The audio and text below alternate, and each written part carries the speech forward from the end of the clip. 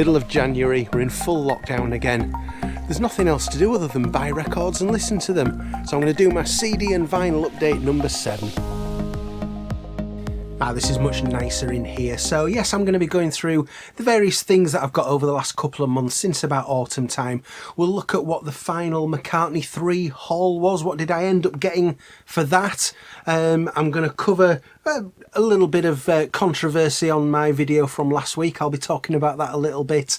And anyway, let's crack on and see what there is. So I've got some CDs, some vinyl, some box sets, and I'll flick between them. But anyway, this Dylan album, Bob Dylan, 1973. This is one I've been meaning to get hold of for a while. I think this was one that the record company put together rather than Dylan himself putting it together. So it's one that's not really given much attention by him. But the main reason I got this is that there's a song on here called Lily of the West, the first song on the first side. And that is an absolutely cracking song, one that I really wanted to get hold of. And it's amazing when you get a piece of original 70s vinyl, just how light it is compared to most of those that you buy now, the 180 gram ones. And this is it just feels like there's nothing there really. But yeah, that's a nice one that I've got there. At the same time, while I was in that shop, that was Relics in Leeds. I picked up, I didn't know whether to or not, but I thought, yeah, I'll have Back to the Egg. The Wings 1979 album, which I didn't have on vinyl actually. I was kind of hanging on in case it came out as an archive collection, and I'll still get that on vinyl when it does come out. But I thought, you never know, this might, if it turns out that an original pressing sounds great, then it'd be good to have that. So it's nice inner sleeve that it's got there. So it's you know, it's not my favourite McCartney album by any stretch of the imagination. That's no secret. But you've got to have it, haven't you? You know, if you're a McCartney fan, you've got to pick these things up when you can. I'll put that back in its sleeve in my time, not on your time. What else have we got? I got this for Christmas. Sounds really nice. John Martin, Solid Air. So album from the early 70s, English folk musician. Now I'm a big fan of Nick Drake, and John Martin has a connection to Nick Drake. They kind of worked together and were friends at the time, so I was sort of interested to learn about John Martin. And this is a really great album. I'm going to put links to all of these down in the description if any of you want to buy any of this stuff. There'll be Amazon links there. But nice gatefold there, and I was interested in the track list for this album because that's sort of a lot of people associated with Fairport Convention, the British folk band. Well, still going now, but I'm sort of particularly interested in their Sandy Denny era, very late 60s, and so there's quite a few of those musicians on there. But that is a beautiful English psychedelic folk album, classic or progressive folk, I think, to give it its proper title. We'll come back to a little bit more vinyl in a bit. Do a few CDs, shall we? Some of these I've actually talked about in other videos. I've maybe even done unboxing videos, so I'll like bypass those really quickly. I did put this in my top 10 buys for 2020. Tears for Fears Seeds of Love album, the reissue that's over 2 discs. It's got the original album remastered and then a load of B-sides and extra stuff. That's a really nice package, and it's been good getting to know the full album rather than just the hits. So I would definitely recommend that, and it's a pretty good price as well.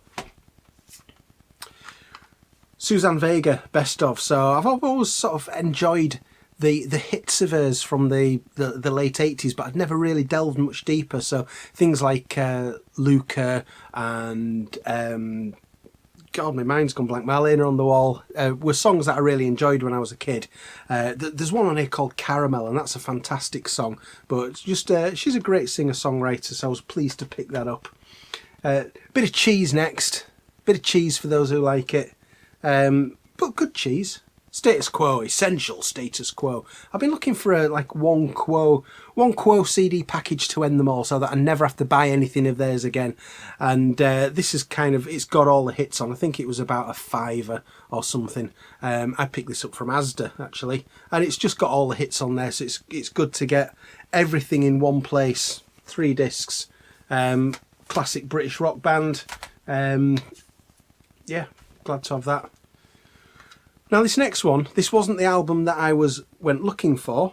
Steve Martin, The Crow, I went looking for his album, which I think was the one before this, with the Steep Canyon Rangers, the one that had the one that's got Paul McCartney singing "My Best Love" on it, which is a real nice song. And I tried to order that, and the sale fell through for whatever reason, and this came up instead, so I got this. But this is, I mean, Steve Martin is... I would like to know whether he genuinely is one of the great banjo players. If you know, let me know. But I mean, by any standards of banjo playing that I know, he's one of the great banjo players. Maybe he is, maybe he isn't, I don't know. But there's some cracking stuff on here. He's got some great guests on here. Dolly Parton, Earl Scruggs, various others. But there's just some real nice tunes on there. If you like a bit of banjo, I would absolutely recommend that. A couple now that I've only actually got in the last 2 or 3 days. This one came yesterday. David Bowie, his debut album from 1967. This is a really nice package. I've been meaning to get hold of this album for ages, and I was glad to get this version because it's 2 discs. The first disc has got the full album in stereo and then in mono, so it's good to have both of those. And then disc 2, it's just all, let's see if we can get you a close-up of that. It's just all sort of singles and B-sides of the era. So that is a nice package. Been listening to this today, and I do like this early Bowie. I mean, it's obviously nothing like what he did later on. It's very sort of Anthony Newley. It's a bit like listening to Dick Van Dyke in Mary Poppins, some of it, but it's very sort of, it conjures up images of London and England in the 1960s. So that's good to get hold of that one. Actually, before I do that one, might as well do the other Bowie that I got while I'm here. Pin-Ups is cover versions album from the early 70s. So I knew Sorrow because I got that on one of his best ofs. But things like the cover of Pink Floyd's See Emily Play, and you've got Here Comes the Night on here, Where Have All the Good Times Gone. So there's like some famous songs there that Bowie covered, and I haven't had a chance to listen to this yet, so I'm going to be doing that very soon.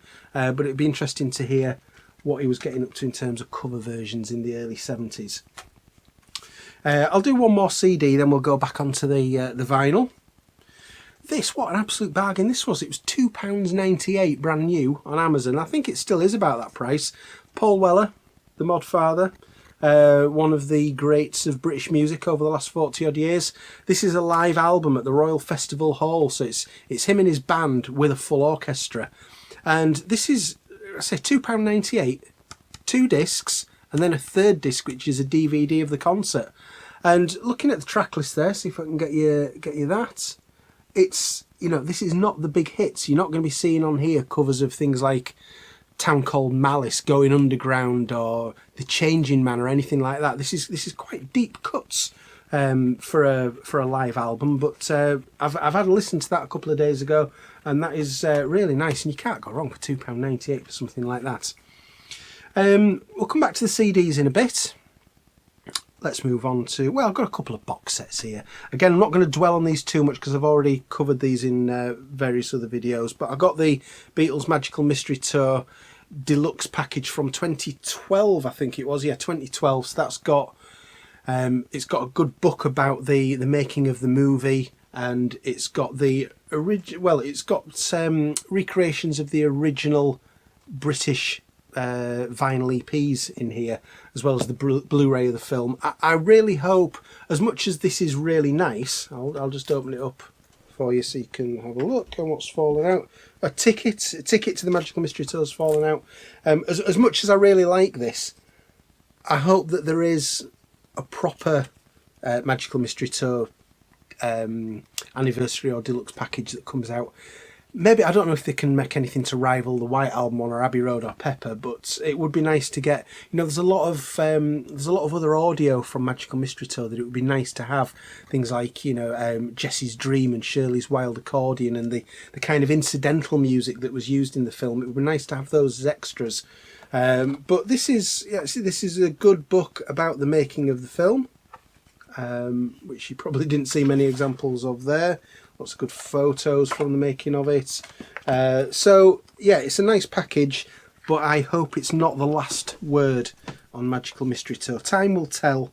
I don't think anybody's really holding out massive hope for another box set of that, but we will see. The other box set, I did this to death, so I'll do this really quickly. Obviously, Give Me Some Truth, John Lennon. really good, and a taster of what's to come over the next few years, I think. I shall say no more about that because I've said plenty already. Let's skip back to a bit more vinyl, shall we? A classic album of sort of recent decades, but I mean, I say recent decades, it's still sort of 20 odd years old, is this. Kid A by Radiohead. Absolutely great album.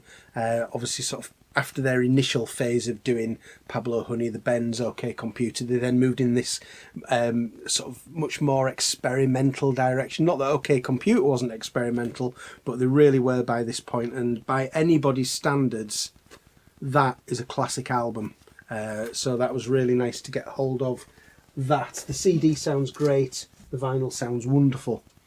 And talking of wonderful sounding vinyl, this one's right up there. This is an original late 80s copy.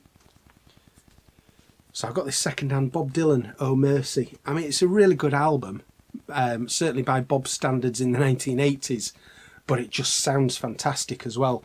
Any Bob Dylan fans will probably know what a good album that is, so it's really nice to get hold of a vinyl copy of that. Again, it's another one where the CD sounds great, the vinyl sounds even better, especially now that I've got a new turntable, which actually I can show you. My camera's portable. Shall we take a little detour?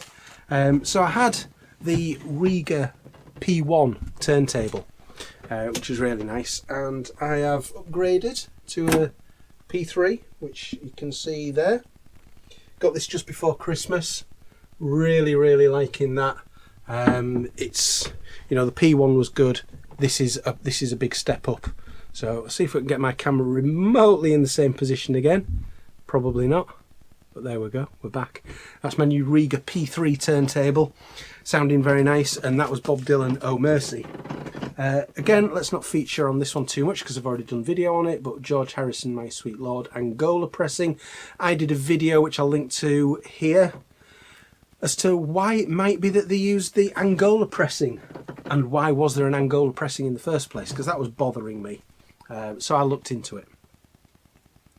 Christmas present now, a very welcome Christmas present. David Bowie, Hunky Dory. And I mean, I didn't realise until I started reading recently about this album that this album didn't even make the charts in the UK when it was originally released. It was only following the success of the Ziggy Stardust album that this then made it into the charts. But it got released and it didn't even reach the lower reaches of the chart. It failed to chart, which is incredible when you look at an album that's got songs like Changes, Oh You Pretty Things, Life on Mars, for God's sake, and it doesn't chart. The Bewley Brothers at the end is an interesting one. So before I knew the David Bowie version of that song, I knew a cover version by a guy called John Howard, and it was on a Uncut magazine CD from about 15 years ago. It was a David Bowie tribute CD, and I absolutely fell in love with the Bewley Brothers, but that cover version by John Howard, worth checking out. I imagine it's probably on Spotify if you have a look, or maybe YouTube, and I kind of prefer it to the Bowie version even still. Which might be a bit of sacrilege, but it's true, folks. What can I say? Excuse me one moment. Here we go. Record Store Day. Let's move back to Record Store Day. At the same time as I picked up the George Harrison album, I got U2, Boy, 40th anniversary of their debut album. And see, it's an album that I really like anyway. Let's just get this out. But this sounds great. I was surprised at how good it sounded, and that's a funky looking piece of vinyl. Whether you can still get hold of this on well, probably eBay. Most things from Record Store Day end up on eBay pretty quickly, don't they? But if you were wanting a good sounding version of U2's debut album, I would definitely recommend that, because that certainly sounds superb. Okay, let's flick back to a few more CDs, and then we've got a bit more vinyl, and then we can all go and get on with the rest of our lives. Liam Gallagher, Unplugged. Oasis frontman, and this was live, I think it was live in Hull, which is, you know, not too far from where I am, not too far from where I'm from originally. But this is a good mix of Oasis classics and Liam solo material. So there's some songs from his latest album, Why Me, Why Not, such as Once and Gone, and they are great songs. And this is a really, really nice sounding album. So I know it's on Spotify because that was the first time I heard it. Worth checking out if you've got any interest in Liam at all. Worth having a listen to that because he's in good voice there. Next, I got Bob Dylan, World Gone Wrong, which... Now, the album before this is As Good As I've Been to You. I really love that album, and I really love those acoustic cover versions of kind of old traditional songs that's on there. And this, I don't enjoy this as much, but I thought, you know, it's kind of a follow-on to that. I really ought to have this. And yeah, I don't enjoy this as much as that, but it's still a nice listen. And you know, if you're gonna have a Bob collection, you need to try and get them all in there, don't you? So it's good to get hold of that. Okay. Next we have Ringo. Now, I got myself into a little bit of a pickle, I think, last week. I did my video about things that are coming up, Beatles related, for 2021, and I should have gone into some detail about what Ringo was planning, and I didn't, and I accepted that. And a few people told me, and I apologise. I should have taken a little bit more time to consider what Ringo was up to. I accept that as a fact, but you know, I'm getting into Ringo's solo career a bit more now. You know, a year ago I didn't own anything by Ringo. Now I've got about 5 or 6 albums of his. I've got another one on order that's coming soon, and I'm building up that bit of a collection. I'm most interested in like the first half of the 70s, really, while he was sort of having his initial flush of success. But it's good to get this, especially, you know, if you're a Beatles fan. This album, obviously it's by Ringo, he's there. It's got songs by George Harrison. It's got John Lennon on there. It's got Paul McCartney on there. You know, the whole of the Beatles are on the album, so it's one really that we should have, and finally I have got it. So sorry to any Ringo fans I upset last week. I promise I will try a little bit harder when I'm talking about the Beatles as a whole to make sure I include Ringo, because I fell short there, I think, so I'm sorry. I'm going to come on to soon to talk about McCartney 3 and what I ended up with on that, but we've got a little bit more to do first. So I'll cover both of these together. A band that I've talked about a little bit, Public Service Broadcasting. They're one of my favourite bands of the last few years. This is their debut album and their third album, and this is a band that sort of mixes archive audio footage of things like NASA footage from moon landings. In this case, it's the demise of the Welsh mining industry, which doesn't sound like a natural topic for an album, but it's a really good album and features sort of audio from the times, including Richard Burton on there. And that's just kind of more generic public service announcement audio set to music, and it's really good. It's hard to describe it and make it sound good when describing it, but it is really interesting and good musically. McCartney Half-Speed Master, I did a long old video on this on the day that I got it, so I won't focus any more on that other than to say that it is superb.